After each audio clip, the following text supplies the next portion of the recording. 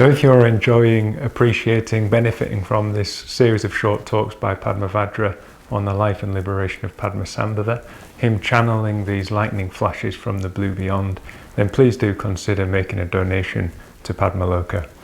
We're still in uncertain financial times. This year we lost our main source of income, our retreat income, and even though people are starting to return to Padmaloka now, our costs have considerably gone up, given the various measures that we have to put in place. So although we've benefited enormously from people's generosity throughout the year, we really need to keep that stream of generosity flowing. So do please consider giving what you can. You can do that by following the link that's attached to this video or beneath in our YouTube channel, or visiting our website and making a one-off donation or taking out a monthly standing order. Thank you.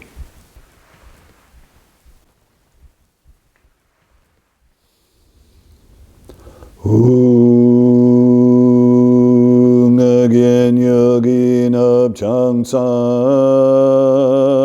padma kesadong bola yatsen chuging adrubnye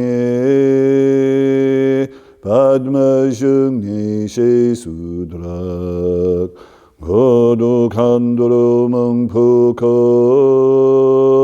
Kiki Jesudak Drupki Jingi Rapchi Sheikh Susol Guru Padmasambhava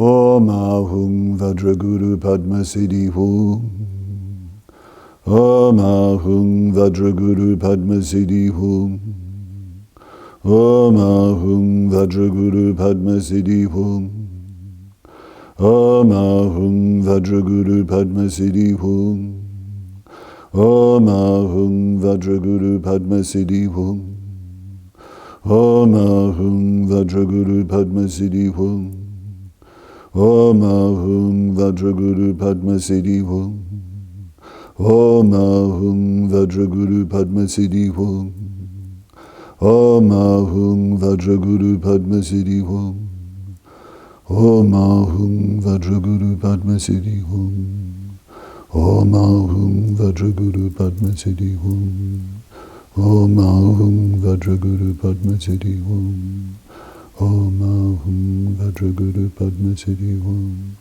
Om Ahum Vajra Guru Padmasambhava Om Ahum Vajra Guru Padmasambhava. I am going away. I leave now for the land of the mirror-like wisdom. I am leaving for the land of the mirror-like wisdom, where there is no anger for the enemy, hatred. The indissoluble union of luminosity and emptiness goes with me. I am going away. I leave now for the land of the wisdom of sameness. I am leaving for the land of the wisdom of sameness. The distinction between samsara and nirvana is no more. I have the serenity of the Dharma Dhatu, and the gathering of the eternal Buddhas goes with me. I am going away. I leave now for the land of the discriminating wisdom. I am leaving for the land of the discriminating wisdom. Not having been born into the family of desire, I have the serenity of blessings, and the friend of actionless wisdom goes with me. I am going away. I leave now for the land of the all-accomplishing wisdom.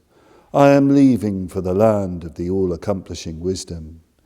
Not having been born into the land of envy, I have the peace of non-attachment, and with the exterior world abolished, a new escort goes with me.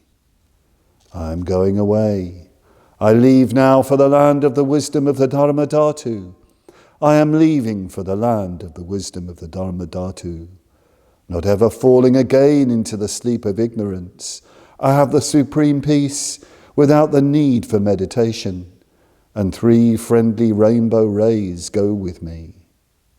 I am going away. I leave now, having left behind some views. I am leaving, having left behind some views. Without need for meditation day or night, I go to the place of meditation. I am going away. I leave now, having left behind some meditations. I am leaving, having left behind some meditations. Free from dullness and agitation, the two hindrances to meditation, I depart. I am going away. I leave now, having left behind some deeds. I am leaving, having left behind some deeds. With lucidity, I know all that I need to know, and now I go. I am going away. I leave now, having left behind some fruits. I am leaving, having left behind some fruits.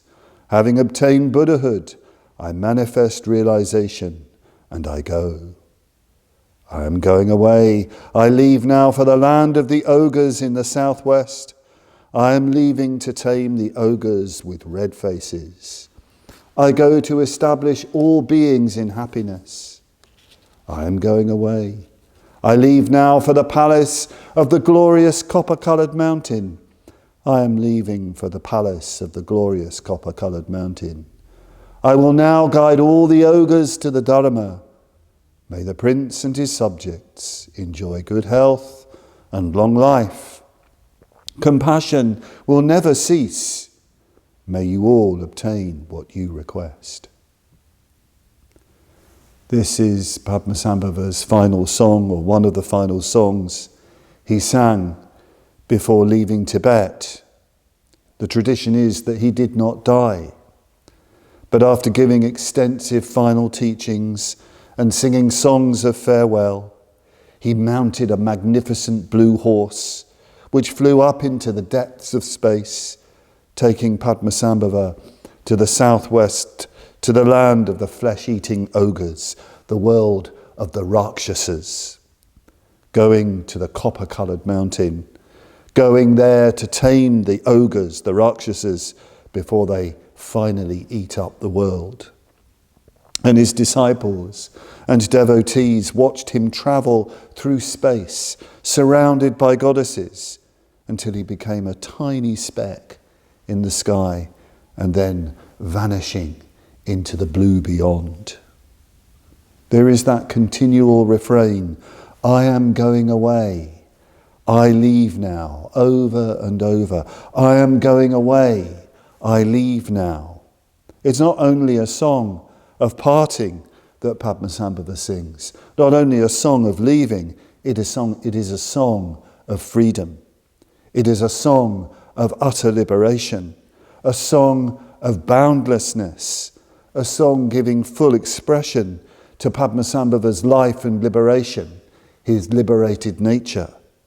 He sings of where he is going to. He sings of leaving the land of Tibet, leaving the earth, leaving the samsara, travelling to the lands of liberation, and going beyond even then to another world where he's needed to teach the Dharma. It's important to dwell on this sense of Padmasambhava's liberation. Padma Kaitang is translated as the life and liberation of Padmasambhava. So it's important to dwell on this sense of liberation and freedom. Padmasambhava is shrugging off the world in this song. He has given himself fully to the Tibetans. He tamed the gods. He's tamed opposition from the people.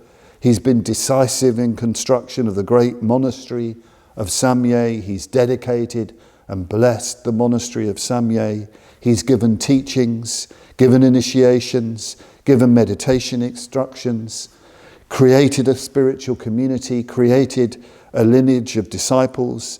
He's advised the king. He's helped to run the country when King Trisongdetsen suddenly died. He's left behind, in other words, all these views, all these meditations, all these deeds and all these fruits. He's made prophecies. He's hid treasures for future generations.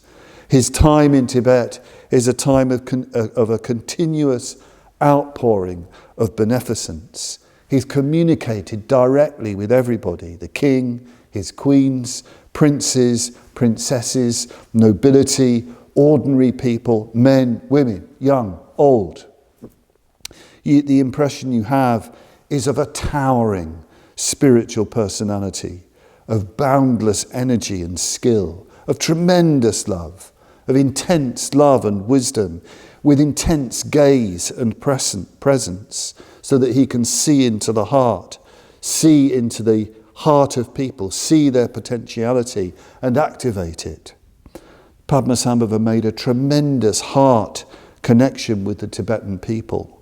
So strong, such a strong, powerful connection. No wonder that when he left, after he had gone, there was a feeling of terrible loss and longing. The connection, the link that people felt with the Dharma had gone when Padmasambhava left the Tibetans. But he tells them repeatedly not to follow. Don't even try to follow me. I'm gone. I've gone away. Stay and practice here, and I will be with you. You might not see me, but I will be with you. And you only have to call upon me, open up to me, and I will be there with you. But the mood of this song is of freedom and liberation, of boundlessness and victory and release. When I read this song, when I contemplate Padmasambhava's departure from Tibet, I cannot help but think of the time when our own teacher, Urgyen Sangharakshita, Bhante Sangharakshita, died. When the news finally came to us that he had in fact died, we kind of all knew it was coming. The immediate feeling was one of great sobriety and stillness and contemplation.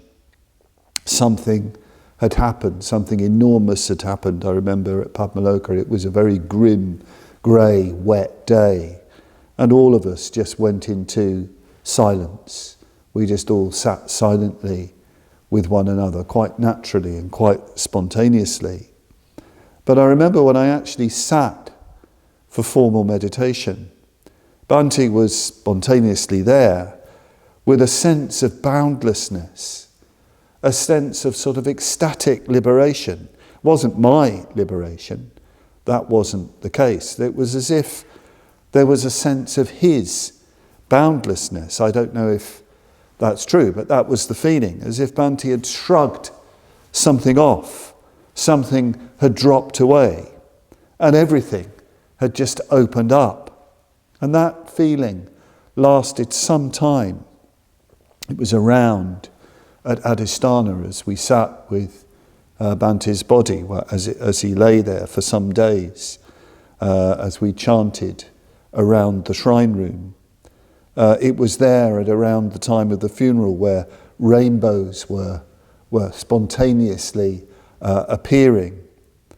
And it was there when his coffin was lowered into the ground, and we heard that poem, The Six Elements Speak, with that amazing final, the poem that Bhante himself wrote many years ago, with that amazing final verse. Earth dissolves into water, water dissolves into fire, fire dissolves into air, air dissolves into space, space dissolves into consciousness, consciousness dissolves into Hum. But later on, after this sort of sense of freedom and liberation, I found myself shedding many hot tears, tears of gratitude at what my teacher had given me, Bhante had given me, but also tears because I would not be able to sit with my teacher again. I wouldn't be in connection with that living depth and presence, that living presence of the Dharma, that living mystery and meaningfulness that was Bhante Urgyen Sangharakshita. But I could remember his constant message to me over the years in so many different ways that I could live this Dharma life, and I needed to live this Dharma life, and I could live this Dharma life fully and completely, not just for myself, but for the benefit of others. The great teachers display liberation.